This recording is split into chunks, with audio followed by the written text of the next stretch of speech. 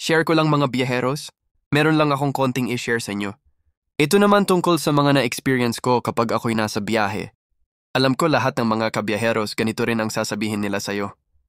Iba talaga ang nararamdaman mo kapag sasakay ka na sa kabayo mo para mag-rides. Malapit man o malayo. Nandyan yung galak at saya. Sabihin na natin na walang kabuluhan ang mga bagay na pupuntahan mo. Ngunit hindi alam ng nakakarami na sa ganong paraan ito'y nakakapagbigay sa atin ng saya. Tuwa, tayo'y napapasaya. Nakakalimutan natin ang mga problema. Kahit sa ganong paraan tayo'y nakakaramdam ng labis na kasayahan sa ating puso't isipan.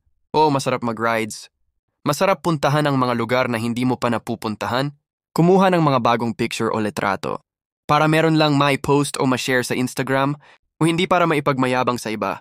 Kundi para sa pagdating ng panahon at hindi mo na kaya, meron kang mga magagandang alaala na iyong babalikan.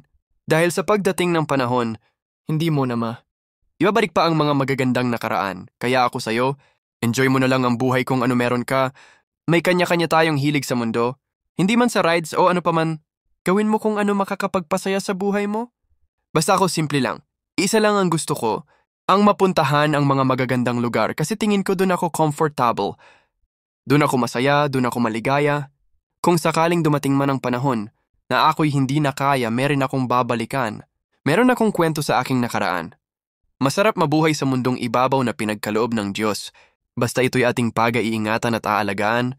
At sa ganon pagdating ng panahon, ito'y masisilayan naman ng ating mga inapo at mga bagong silang nakabataan. Yung lang mga kabiyaheros. Ako nga pala si Kabayaheros TV nyo at salamat pala sa ating mga solid followers. Diyan na walang sawang sumusuporta at sa mga hindi pa follow, please paki-follow na lang sa ating pag-page. Bayaheros TV at sa nating personal page, Donski Bayaheros, maramon salamat.